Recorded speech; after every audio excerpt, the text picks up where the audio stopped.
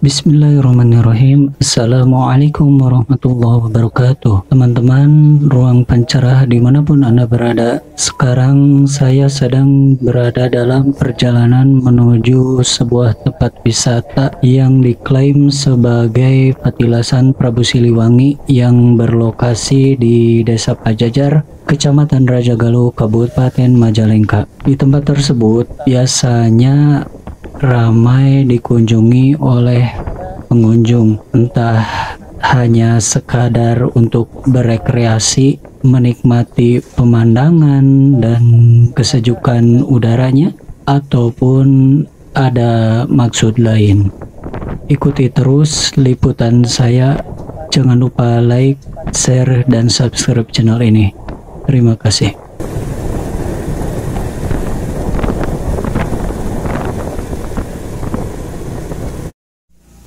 Teman-teman ruang pencerah, alhamdulillah sekarang kita sudah sampai di Desa Pajajar, Kecamatan Rajagaluh, tempat di mana situs atau Petilasan Prabu Siliwangi berada.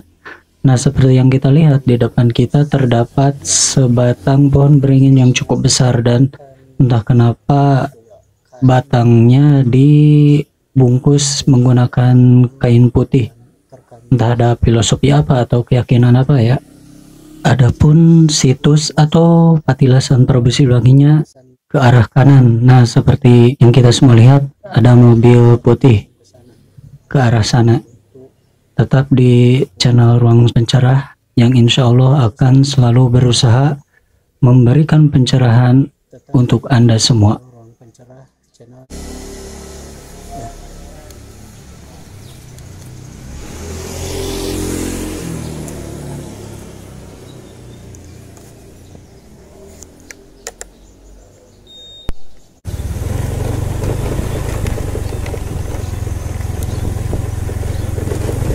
بسم الله الرحمن الرحيم والضحى والليل إذا سجى ما ودعك ربك وما قلى وللآخرة خير لك من الأولى ولسوف يعطيك ربك فترضى.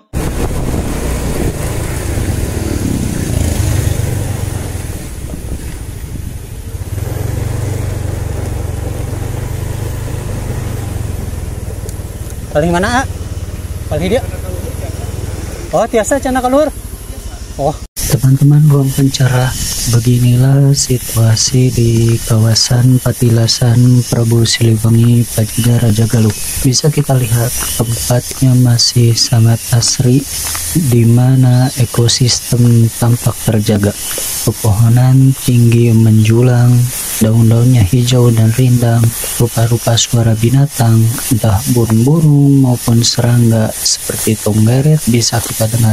Syahdu menenteramkan. Belum lagi di depan parkiran tadi kita disambut oleh Telaga Cikadung, semakin memperindah suasana. Salah satu alasan kenapa tempat ini bisa asri adalah karena adanya penyakralan atau penggeramatan, dan memang salah satu alasan orang-orang tua kita dulu memunculkan mitos penetapan keramat atau kesakralan sebuah tempat adalah untuk menjaga kelestarian alam. Sebab tak bisa dipungkiri, masyarakat lebih takut akan kualat atau hal-hal mistik daripada hukum pidana misalnya, bahkan aturan agama. Padahal, maaf kalau saya katakan, dalam keyakinan Islam yang benar, tak ada satupun tempat sakral kecuali yang telah dijelaskan dalam dalil. Yang paling jelas dan mutlak adalah Masjidil Haram, Masjidil Nabawi, dan Masjidil Aqsa. Selainnya seperti Mina, Muzdalifah, Arafah hanya memiliki keutamaan atau keistimewaan saat ibadah tertentu, terutama dalam manasik haji. Nah, berangkat dari sana atau atas dasar itu, jangankan petilasan seorang raja yang kita semua tahu apa agamanya, Bahkan Gua Hiro pun yang jelas-jelas tempat berkholwat Nabi Muhammad sebelum menerima wahyu dan diangkat menjadi Rasul tak memiliki keistimewaan atau kesakralan. Dan Rasulullah sendiri setelah menjadi Rasul tak pernah lagi datang ke sana. Kalau memang ada tempat keramat atau sakral di luar yang telah didalilkan, kira-kira manakah yang lebih layak? Petilasan seorang raja atau tempat berkholwatnya Nabi Muhammad? Nah, teman-teman, di depan kita ada monumen Pujang. Pujang ini senjata khas Sunda ya. Kemudian ada Gapura Pesanggrahan. Ini arah ke Telaga ya. Di depan Gapura Pesanggrahan ini terdapat patung sosok siapa ini saya kurang tahu ya. Kita coba berjalan menuju telaga di depan. Telaga tersebut habitat bagi banyak ikan.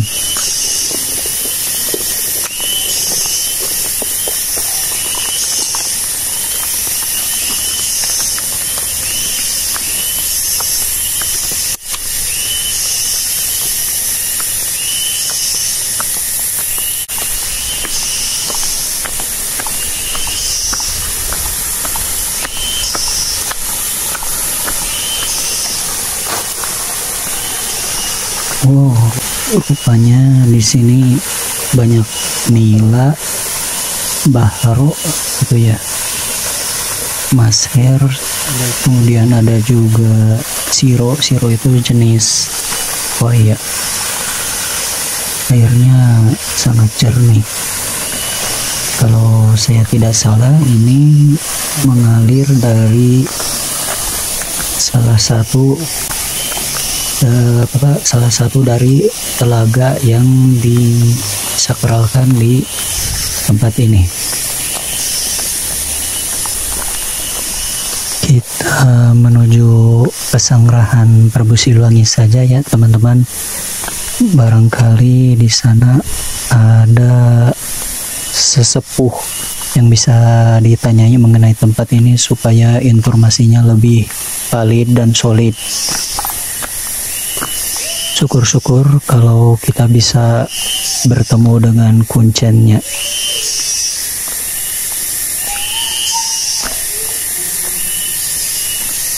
Pak, kau tadi kuncennya tadi lebet gitu Pak?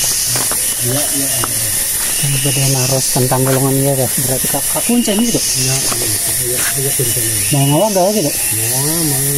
Kos biasa nanti kuncenya? Iya.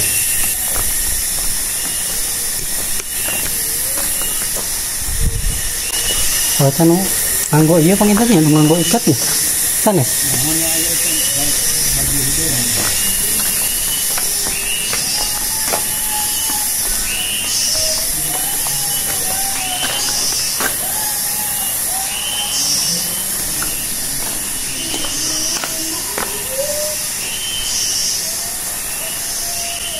Teman-teman, kita sudah berada di dalam Pesanggrahan. Dan rupanya di dalam sini dipenuhi oleh gambar yang barangkali diyakini sebagai sosok Prabu Siliwangi.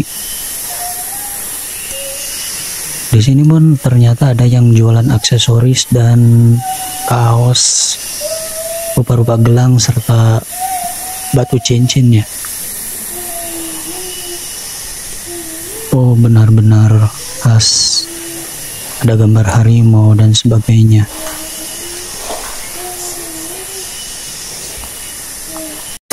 Assalamualaikum warahmatullahi wabarakatuh teman-teman. Alhamdulillah sekarang saya sedang duduk bersama Bapak Kuncen di petilasan Prabu Siliwangi dan Bapak Adek. Mau sedikit tanya-tanya Pak, petilasan itu apa Pak? Petilasan itu sendiri itu artinya dulunya ada suatu tempat ya. Jadi bisa di tempatnya tempat mana sampai tempat sini. Maksudnya kalau kita berkapa bisa di tempat itu forwardnya apa suatu hal-hal yang biasa harus berkaitan dengan ritual ini. Ini pembuatnya itu apa maksudnya? apa ada babat atau wawacan atau apa yang bilang Prabu Siliwangi itu pernah kesini gitu. Jadi orang tua kita gitu supaya tahu. Kalau ini memang dari dulu nih tempat ini dijadikan tempatnya, kumpulnya, tempatnya zakatnya, tempat meetingnya para raja-raja. Dari sebelumnya di zamannya Prabu Siliwangi. Jadi dia dimulai sejak zaman Prabu Siumanara, diteruskan sama keturunannya sampai ke masanya Prabu Siliwangi. Nah setelah Prabu Siliwangi dapat meninggalkan tempat ini, entah itu moksa atau misalnya maju ke perjalanan, beliau dari sebagian para ikutnya ada yang tetap menetap di tempat ini dan untuk menjaga tempat dan merawat ini gitu. Ya akhirnya kita keluar dari ini membuat kebutuhan yang akhirnya lama-lama berkembang menjadi desa. Makanya di sini dinamakan Desa Pejajahan. Jadi senangnya emang udah yang diketahui dari sejak dulu, bukan ditemukan.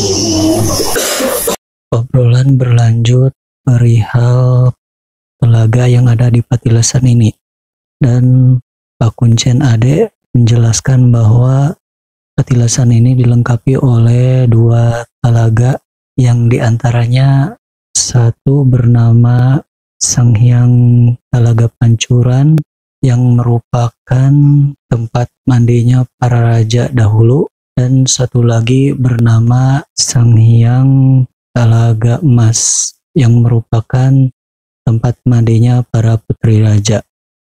Kemudian saya pun bertanya kenapa di depan banyak disediakan jerigen dan ibu-ibu pun mengambil air dari mana ya, saya tidak tahu, tapi mengisi jerigennya dengan air. Kemudian Pak Kuncen menjelaskan bahwa beberapa pengunjung ingin mendapatkan semacam kenang-kenangan dari tempat ini, dan air tersebut merupakan simbol dari keberkahan. Jadi yang saya tangkap, Pak Kuncen sendiri tidak berani mengatakan bahwa air tersebut benar-benar berkah, melainkan ia cuma mengatakan simbol dari keberkahan. Jadi belum tentu air tersebut berkah ya, sekadar simbol gitu. Akhirnya saya pun pamit kepada Pak Ade. Meskipun baru 1 kali berbincang, tapi saya cukup bisa menangkap bahwa Pak Kuncen Ade ini orang yang sangat baik, low profile dan ramah. Dia memiliki jiwa penolong yang besar. Hanya saja ada beberapa prinsip yang berbeda dengan saya ya, dan saya rasa itu sah-sah saja ya, karena hal semacam ini tergantung dari asupan informasi dan ilmunya.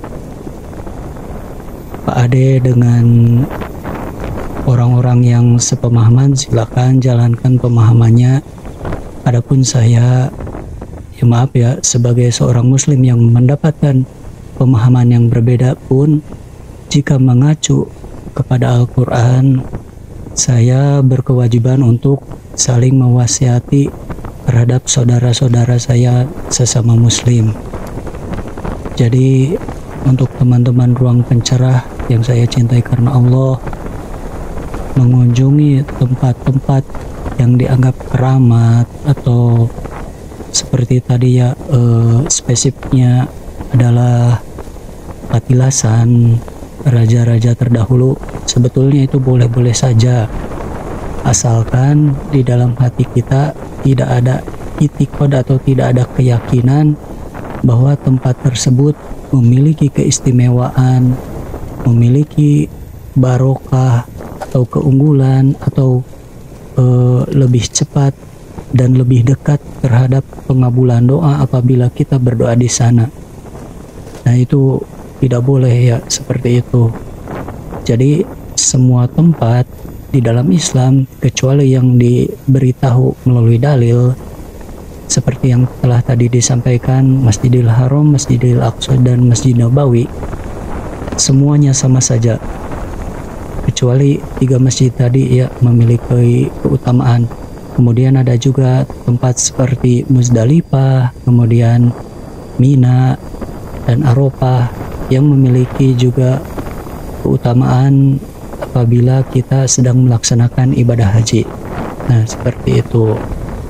Kemudian terkait air yang diambil dari tempat yang tadi ya, tempat yang dianggap keramat tadi, sebenarnya itu dalam pemahaman Islam ya, Islam yang sebagaimana Rasulullah mengajarkan itu sama saja dengan air-air yang lainnya.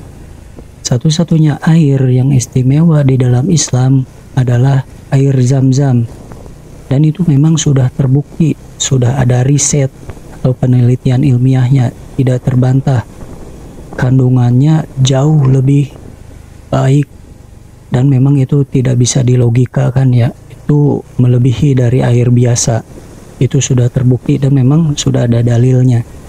Jadi kalau kita sebagai seorang muslim mengambil air dari mana, apalagi kalau misalkan air bekas cucian benda pusaka, nah itu tidak boleh gitu, apalagi diyakini bahwa air tersebut memiliki aroma gitu, memiliki khasiat, memiliki berkah, itu tidak boleh. Nah, sekali lagi teman-teman yang saya cintai karena Allah, tidaklah saya menyampaikan semua ini kecuali didorong dan didasari oleh perasaan kasih sayang terhadap sesama muslim. Jadi apabila Anda tidak sepakat, silakan Anda jalankan keyakinan Anda, karena setiap orang akan mempertanggungjawabkan perbuatannya masing-masing. Mohon maaf atas segala kesalahannya. Semoga tayangan ini bisa memberikan pencerahan untuk Anda. Billahi fisabilillah. Wassalamualaikum warahmatullahi wabarakatuh.